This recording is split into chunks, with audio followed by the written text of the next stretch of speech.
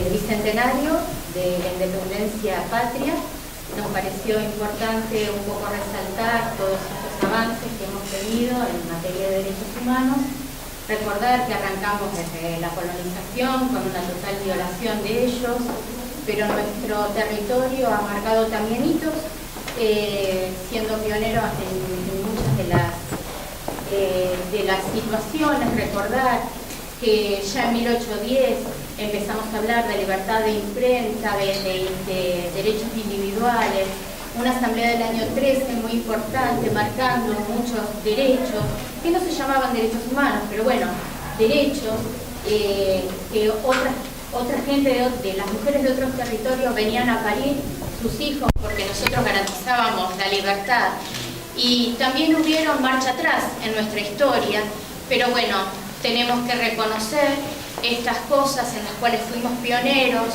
Tuvimos una constitución garantista con excelentes artículos donde dan validez a todas estas nuevas conquistas, y después el retroceso de la terrible dictadura militar, donde todos los derechos humanos han sido violados.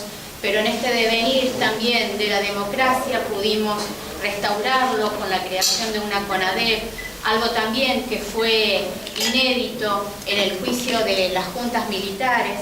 Bueno, eso en realidad es apenas una introducción para decir de que esto no se termina, los derechos humanos siempre vamos a ir bregando por nuevas conquistas, y en lo que es en el ámbito local con el intendente estamos trabajando por desarrollar, promover todo el tema de los derechos humanos y darle una jerarquía importante. Así que, bueno, espero que nos encuentre a todos juntos. Esto siempre es como un horizonte al que nunca se llega, ¿no? Porque siempre vamos por más derechos, por más conquistas. Así que yo solamente les agradezco la presencia, agradezco a la doctora Flores que ha venido desde lejos, y bueno, si está el locutor como para que nos cuente un poco, José, si nos comentás un poco, si la presentás a la doctora, por favor.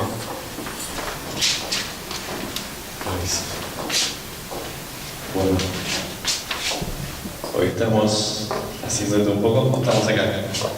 Bueno, la disertación está a cargo de la doctora María Teresa Flores, bienvenida a nuestra ciudad de Berisso, quien fuera hasta el mes de enero pasado secretaria ejecutiva de la Presidencia y de Actuaciones Colegiadas de la Auditoría General de la Nación.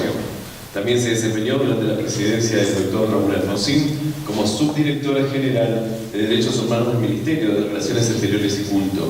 Asimismo, en el ámbito internacional, se destacó como experta alterna de la Subcomisión de Prevención de las Discriminaciones y Protección de las Minorías de la Organización de Naciones Unidas. Contamos con la presencia entonces de la doctora María Teresa Flores, que estará a cargo de la disertación de la tarde de hoy.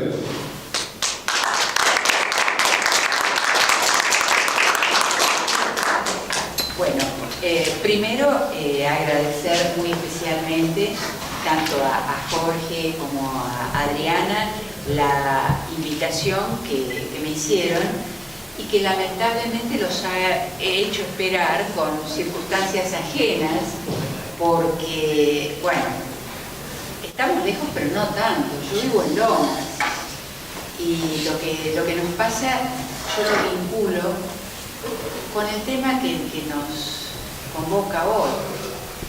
Adriana hizo una introducción muy rápida pero muy profunda de ciertas cuestiones que hacen a qué son los derechos humanos. Pero yo mientras veníamos pensaba, bueno, ¿cómo voy a hablar? De hecho lo voy a hacer rápidamente, pero si no decimos que esto es libertad, el señor que me va a buscar 4 horas para llegar hasta Lomas porque una ruta está cortada, otro camino está cortado, se cae en una calle de tierra, no puede salir bien, volver ahora a tardar otras 3 horas porque también debe haber cosas cortadas por cómo vinimos, porque estaban viniendo por caminos que sabemos que no pasa todo ese tránsito de ómnibus. Y esto no es que lo cortaban porque la gente tenía ganas de pasar un momento entretenido, sino vimos también, sobre todo ahora que veníamos hacia acá, ya oscuro, inmensos baches con cortes de luz brutales. Cortes de luz que nos afectan en distintos momentos a todos. El fin de semana pasado yo no tuve luz en mi casa y uno también dice, debo ser no, somos todos.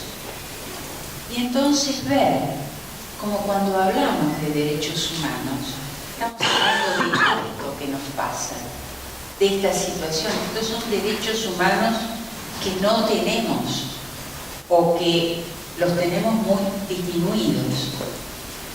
Entonces, entendiendo eso, y ahí vienen las disculpas que nos tenemos que dar todos, ¿no? Porque de alguna manera esta disminución en el goce de nuestros derechos es un poco responsabilidad también de todos. Obvio que de quienes ejercen el gobierno es mayor, pero también lo es de la ciudadanía, porque la ciudadanía debe con responsabilidad exigir y ver con inteligencia qué es lo que está pasando, o qué es lo que pasó, o qué es lo que puede llegar a pasar. Entonces digo, los derechos humanos son también hoy una construcción que la sociedad debe amparar, porque así como Adriana hizo una reseña de lo que pueden llamarse, cuando yo doy clase en la facultad, digo efectivamente antecedentes de los modernos derechos humanos, podemos hablar nosotros de la modernidad en derechos humanos. Yo marco un hito, y no solo por una pertenencia política, sino por una realidad histórica. El 10 de diciembre de 1983, la Argentina se reinserta en el mundo y acepta nuevamente que este mundo moderno toma los derechos humanos como una realidad, como una obligación de los gobiernos. Pero por eso digo que la responsabilidad es algo circular también, porque ese 10 de diciembre de 1983, para los más jóvenes, el día que asume la presidencia Raúl Alfonsín, tiene una génesis. Es el 30 de octubre de 1983 en que la gente vota. Y cuando se votó un candidato que luego presidió, que tomó el eje de los derechos humanos como su campaña. Cuando leía el preámbulo de la Constitución, estaba hablando de esos derechos que nos faltaban. Cuando en la discusión con el doctor Luder planteaba que había que anular la ley de autoamnistía que el gobierno de la dictadura se había dictado para poder juzgar, y Luder y su partido señalaban que no se podía juzgar porque la ley de autoamnistía ya había surtido efectos. Tenemos que acordarnos que eso pasaba también en la Argentina, que fue una lucha. Cuando Adriana recién en esa rápida visión que dio mencionó la CONADEP, la Comisión Nacional sobre Desaparición de Personas, que crea el doctor Alfonsín por decreto a los pocos días de asumir, también tenemos que acordarnos que esa comisión trabajó arduamente, la presidió Ernesto Sábato, la integraron personalidades trascendentes, fueron secretarias de la comisión alguien tan querible como es Graciela Fernández Mejide y alguien tan cercano a algunos de nosotros como Daniel Salvador, que es actualmente el vicegobernador de la provincia de Buenos Aires. Esa CONADEP que vio y pudo investigar los horrores de la dictadura fue solamente constituida por las personalidades que el presidente Alfonsín designó y por los legisladores de la bancada radical. Porque lamentablemente la bancada justicialista que debió haber integrado la CONADEP se negó a integrar la Comisión Nacional sobre Desaparición Forzada de Personas. Esa historia no tenemos que recordarla para que nos divida, tenemos que recordarla para construir la historia y el relato correcto, no el relato transformado y visualizado a gusto, sino con hechos históricos, porque estas circunstancias que nosotros estamos marcando ahora se corroboran simplemente con buscar los periódicos, los diarios, las noticias de aquel momento, porque eso aconteció de esa manera y no de otra. Porque si toda la sociedad hubiera querido juzgar, otro hubiera sido el resultado en cuanto a la rapidez y a la posibilidad de enjuiciar a todos los que había o se podía enjuiciar. Pero hay que pensar que ese retorno a la democracia se inicia al día siguiente de asumir Alfonsín, cuando firma dos decretos, el 158 y el 157. En uno, ordena el juicio a las cúpulas guerrilleras, que no habían sido juzgadas. Porque lo terrible de nuestra historia es que los militares asesinaban, pero no habían juzgado adecuadamente y a través de los jueces de la Constitución, que no existían porque ellos los habían sacado, pero ni siquiera con los jueces que ellos habían designado habían juzgado a quienes habían sido las cúpulas de la guerrilla. Y el otro decreto es en el que directamente Alfonsín, firmando él de su puño y letra, ordena que se inicie el procedimiento ante el Consejo Supremo de las Fuerzas Armadas, juzgando a los miembros de las juntas militares y juzgándolos por delitos, y los enumera, por homicidio, por secuestro, por torturas. Es el primer y único presidente constitucional en el mundo que firma un decreto de esas características. No hay otro, porque inclusive nuestros países vecinos lograron su democratización por otros caminos. El primer presidente democrático chileno a posteriori de la dictadura tuvo que convivir con un Pinochet senador vitalicio. Por Dios santo, Alfonsín lo enjuició a Videla a las 24 horas de haber asumido. Son situaciones distintas. Cuando las armas estaban todavía calientes, cuando lamentablemente esas Fuerzas Armadas acostumbradas a golpear a la democracia y haber además cometido los atropellos que se habían cometido, estaban allí poderosas. No fue ordenar bajar un cuadro 20 años después. Ordenar juzgar por delitos tan trascendentes como los que he mencionado, tan graves. Esto fue el inicio, y hacia el mundo fue también el ratificar tratados que hacen que hoy la República Argentina reconozca todo un conjunto importante de derechos humanos, porque el gobierno de Alfonsín ratificó la Convención Americana sobre Derechos Humanos, los Pactos de Naciones Unidas, la Convención contra la Tortura. Promovimos que se pudiera dar trascendencia e importancia a convenciones que estaban paralizadas en Naciones Unidas, como era la de la tortura y la de los derechos del niño, que surgen a partir de un impulso que da el gobierno argentino. Esto nos ubicó nuevamente en el contexto y quedaron enjuiciados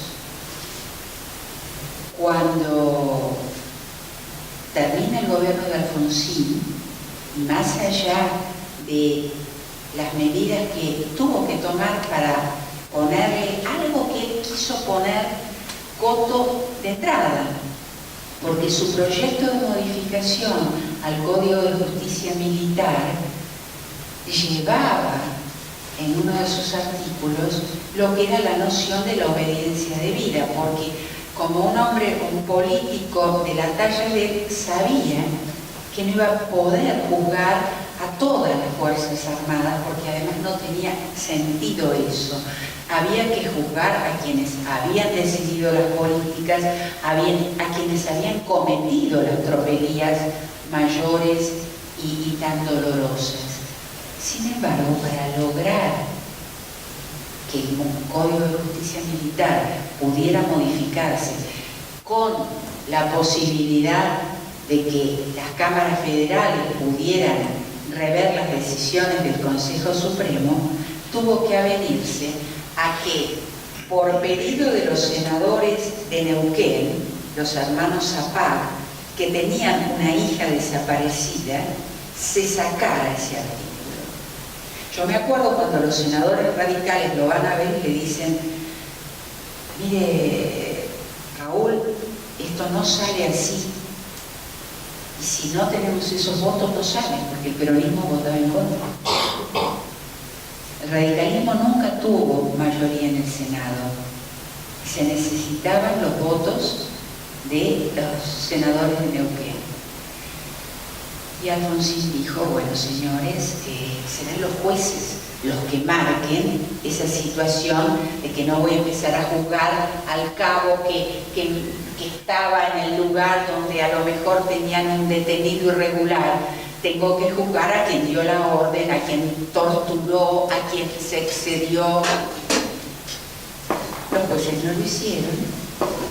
Y bueno, él mismo reconoció después que se podían derogar pasado el tiempo, porque él consideró que con dolor tuvo que limitar los plazos y limitar el grado de responsabilidad, con lo que fueron conocidas las leyes de obediencia debida y de punto final.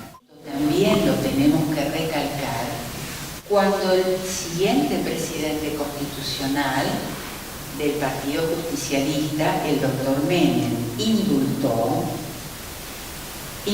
a más de 400 militares que estaban siendo procesados por la justicia. Quiere decir que había 400 y pico de personas que habían quedado sometidas y que debieran haber sido juzgadas y seguramente algunas absueltas, otras condenadas conforme lo que la justicia decidiera. No solo se indultó a quienes tenían reclusión y prisión perpetua como Macera, como Videla, porque Alfonsín dejó el gobierno con ellos en la cárcel y con 400 militares en la cárcel, algunos ya condenados y otros en proceso. Todos fueron indultados por el presidente Menem. Me acuerdo muy bien de ser uno de los tantos miles que manifestamos en Plaza de Mayo y sobre Avenida de Mayo en contra de aquellos indultos. A los que también indultó fueron a gente que estaba cumpliendo detención por haber cometido delitos desde el otro aspecto. Por ejemplo, Firmenich fue también indultado. Entonces, esto no es recordar para dividir, es recordar para construir la historia real de los argentinos y de las argentinas. Estos hechos fueron así, que los indultos tienen toda esa cantidad de nombres, es nada más que buscar el dato histórico y es comprobable. Si esa gente tuvo que ser indultada, es que esa gente estaba siendo juzgada y algunos ya condenados. A partir de esto, y Adriana dijo 4 o 5 cosas sumamente interesantes en lo que planteó. La historia nunca es absolutamente hacia adelante. A veces hay iras, retrocesos, pero estamos cumpliendo, y este año en diciembre serán 33 años de continuidad democrática. Desde 1916, cuando Irigoyen asume la primera presidencia, y lo cito porque es la primera vez que, con la limitación del voto universal masculino, que era la época, pero que un presidente fue electo por una ley de voto universal, entre comillas, pero obligatorio y secreto, que era la garantía para que desde el gobierno no se pudiera presionar al votante. Desde entonces hasta hoy, nunca se había pasado 33 años de continuidad democrática, con altibajos. Unos gobiernos nos gustan más a unos, otros gobiernos les gustan más a otros, podemos destacar, pero hay una continuidad y hay una responsabilidad. Nuestros gobernantes son lo que nosotros quisimos que fueran, son de acuerdo a lo que votamos, no nacen de otro lado. Entonces, esto es significativo y por eso nos tiene que hacer también madurar. Y eso es parte también de los derechos humanos. Lo que pasa es que, si uno pensaba en los derechos humanos en 1983, era que no te secuestren, que no te torturen, que no te maten. Hoy se mantiene todo aquello, pero se agrega tener derecho a trabajar, tener derecho a vivir dignamente, tener acceso al agua potable, tener acceso a la salud, lo que hace un conjunto de derechos que no solo son los clásicos civiles y políticos, sino los económicos, sociales y culturales, y también los colectivos de la tercera generación o de la solidaridad, como el medio ambiente adecuado. Es un conjunto. Y el gran desafío que hoy tiene el mundo es el lograr esa vigencia plena, de la cual muchas veces estamos abochornados porque decimos cuánto nos falta. Cuando vemos las dificultades que hay para acceder a un tratamiento médico, cuando vemos las dificultades que hay para acceder a una vivienda digna, a una alimentación adecuada. Esto es real y esto nos tiene que convocar. Y sin duda, el hecho de que un viernes de vacaciones de invierno este grupo de amigas y de amigos esté acá, sin duda acompañando a quienes son gestores de esta invitación, pero también porque algo les llamó la atención, les interesó el tema, nos tiene que hacer pensar que en un mundo como el de hoy, donde nosotros estamos pasando muchas penurias como sociedad, pero el mundo está pasando también muchas penurias como sociedad universal. Estos nuevos ataques, hoy venía, antes de salir de casa, mientras esperaba, vi con asombro también nuevos atentados en Alemania, se conmociona, miles de desplazados, millones de desplazados, lo que pasa con todos migrantes. Y cuando venía, porque yo estoy tratando, suelo desarrollar las cosas con más tranquilidad, pero dada la hora, trato, yo venía y me acordaba que alguna vez supe que Berisso se caracterizaba, y lo planteaba con orgullo, esta situación de la inmigración, de cómo todos los que provenimos de algún abuelo, bisabuelo, padre o inmigrante, es ese crisol que se forma y que justamente Berisso exalta eso. Y yo decía, eso es importante que yo charle con los amigos de Berisso, porque digo, nosotros tenemos que rescatar estas virtudes, estas situaciones, estas circunstancias, en un mundo donde los migrantes son rechazados, donde mueren migrantes tratando de acceder a través de embarcaciones que se dan vuelta cerca de la costa italiana, cerca de la costa griega, y mueren cientos, o de la costa turca, esas fotos que después nos violentan. Decir, bueno, también tenemos que exaltar entre nosotros esas virtudes que construyeron nuestra sociedad que tiene muchos problemas, pero que también tiene virtudes, porque la cuestión de cómo emblemáticamente Berisso siente que la inmigración construyó parte de su identidad es muy trascendente. Y bueno, pensar todo lo que tendríamos para charlar sobre eso. Hoy me acordaba cuando alguna vez leí que también tiene una trascendencia, porque desde una visión política u otra, que aquel 17 de octubre del 45 hayan salido trabajadores de los frigoríficos desde acá a defender a quien consideraban su líder importante en la gesta del 17 de octubre con el del 45.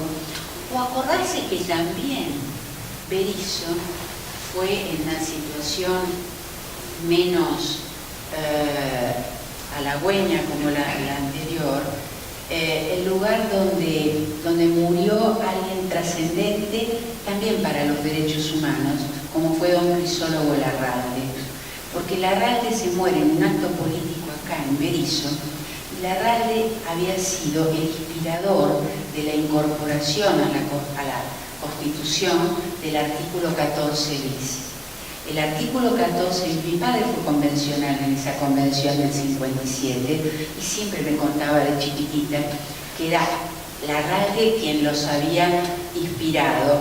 Entonces yo me siento muy honrada de haber compartido, de compartir este momento acá en Berisso, porque todas estas cosas que yo se las comento así como para que nos motiven a lo mejor a un intercambio, hacen que nuevamente diga, tengo muchísimo para hablar, pero alguna vez, capaz con mejor clima, vengo alguna tarde, como si fuera una charla de amigas o de amigos, conversamos todo lo que quieran, pero ahora me gustaría que el que quiera hacer un comentario, una pregunta, o hacer un intercambio.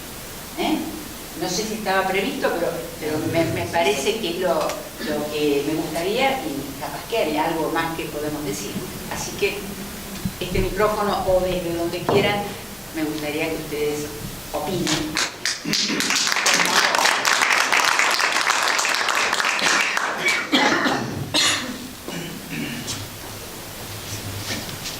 ¿Alguna pregunta, alguna inquietud, algún tema en especial? ¿Quieren abordar? Sí, bueno, yo soy Carlos Navarro, integro la Comisión con la Memoria de Berisso, por eso estoy acá por el tema de los derechos humanos. Y apruebo su locución por defensa de lo bueno que hizo su partido, de lo bueno que hizo el radicalismo en el ejercicio del gobierno. Pero creo que le falta una patita a la mesa, que son los organismos de derechos humanos, que también como sociedad supimos crear, conseguir y consolidar. Entonces me gustaría tomar su palabra y habría cuenta que venga otro día y lo charlamos más profundamente, lo intercambiamos mejor, porque del contexto de intercambio vamos a salir creciendo todos, ustedes y nosotros. Desde ya. Y le digo que su aporte es trascendente. De todas formas, hay dos cositas que quiero señalar. Tal vez en esta rapidez que hubo, no hubo tiempo para comentar. Pero cuando acá el señor comenta los organismos de derechos humanos, pensemos algo. Pensemos que durante la dictadura hubo pocos colegas míos, yo soy abogada, que se animaron. En aquella época era muy joven, pero digamos, la gente mayor que firmaban habeas corpus. Sí. Raúl Alfonsín lo firmaba. Y lo firmaba sin preguntar la militancia del defendido. Inclusive con algunos que él después decía, yo sabía que era guerrillero, pero yo lo que tenía que defender no es que fuera guerrillero o no, sino que estuviera con vida y que lo juzgaran. Firmó habeas corpus por Santucho, por ejemplo. Nadie va a decir que no lo es, pero tenía que tener un juicio justo y correcto. No lo tuvo. Y los organismos de derechos humanos fueron trascendentes. Algunos eran previos. Por ejemplo, la Liga que estuvo siempre emparentada con el Partido Comunista y tenía una larguísima trascendencia nacional e internacional de vinculaciones. Y la Liga trabajó y trabajaba previamente y lo hizo también durante la dictadura. Pero algunos son creación específica de una realidad muy dura, que fue la de la década del 70. Porque ustedes ahí van a tener que tanto la Asamblea Permanente, que está integrada por sacerdotes, por obispos de iglesias metodistas y por políticos, Alfredo Bravo, Raúl Alfonsín, y una serie de Simón, ahí me van haciendo acordar de amigos que los he conocido y los he querido mucho. Y organismos emblemáticos que fueron, que yo siempre digo, si por esas circunstancias yo hubiera desaparecido, yo no tengo duda que mi madre hubiera sido una madre de Plaza de Mayo. Entonces, madres de Plaza de Mayo, abuelas, Servicio de Paz y Justicia, el movimiento ecuménico de derechos humanos, el movimiento ecuménico, el CELS, que lo crea Emilio Mignone, son el CERPACTE con Pérez Esquivel, son personalidades que cada uno contribuyó muy particularmente. Yo tuve el gusto de trabajar muy de cerca, sobre todo con abuelas, por tanto de acá, que viven tan cerca, tanto la Chicha Mariani como Estela Carlotto. Son dos personas a quienes yo quiero entrañablemente y sé que ellas también. Alguna vez cuando yo llevé algún exhorto a Paraguay, todavía estaba Stroessner, y yo era muy joven, yo me acuerdo que la Chicha Mariani le dijo a Dante Caputo, pero la vas a mandarla a ella. Era así. Y ellas construyeron la posibilidad de la memoria, la posibilidad de ver cómo justamente esas mujeres se pararon frente a la dictadura a buscar sus hijos o a buscar sus nietos. Entonces le agradezco acá su nombre, a Carlos, le agradezco a Carlos la posibilidad que me permite en este momento y rápidamente de trascender en estas palabras pequeño homenaje a gente que trabajó mucho y que sigue trabajando en pro de los derechos humanos, porque sin ellos la historia hubiera sido también distinta. Hay mucho que los organismos hicieron, porque además lo hicieron también internacionalmente, fueron voces que lograron llevar estos temas afuera y hacer conocer estas problemáticas en momentos en que acá no se podían conocer. Y Carlos me daba otra oportunidad. Yo a lo mejor sí señalé cosas que hizo gente de mi partido, pero porque lamentablemente los de los otros partidos hicieron un poquito menos. Porque los indultos de don Carlos Menem, en ese campo, en otros campos, yo creo que es muy positivo que 20 años después se hayan reabierto los juicios, porque hacen a la posibilidad de recuperar la memoria.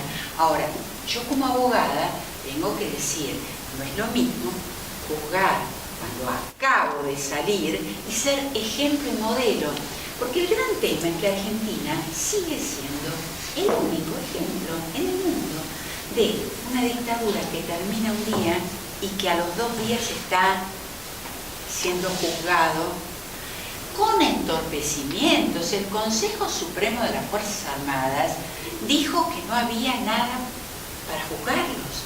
Por eso, si no se hubiera modificado el Código de Justicia Militar, no se hubiera podido llegar a la Cámara Federal y nunca hubiéramos podido tener una sola condena. Esas dificultades de cómo conseguir los votos en el Congreso son parte de una historia que yo la cuento con vehemencia porque la viví y fui alguien que llevó un pequeño granito, porque cuando me decían, mirá que pueden volver los militares, ¿por qué no haces otra cosa que estar en derechos humanos en la Cancillería? Porque yo dije, si yo hago política la hago para esto, no la hago para enriquecerme ni la hago para otra cosa.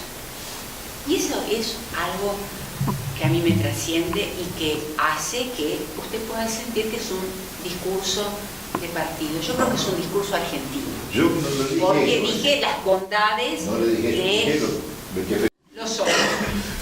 Pero también hay que reconocer que en esto es la construcción que esta sociedad ha hecho. Porque aunque digamos qué mal los indultos de Menem, qué lástima que cuando se bajó el cuadro no se recordó que Alfonsina había hecho otras tantas cosas.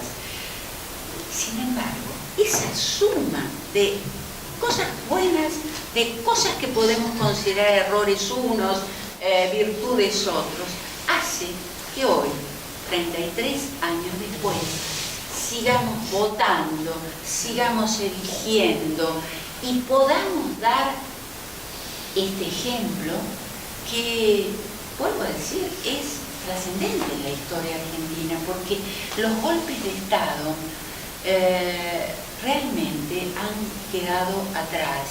Y cuando el otro día este señor se entronizó en un auto para hacer el desfile, yo creo que hasta él mismo imaginó que iba a tener otra trascendencia. No existe, es un golpista más, que podrá haber tenido la circunstancia de que estuvo o contribuyó a ser uno de los tantos que tuvo que estar en Malvinas, pero la gesta que la gente aplaudía era a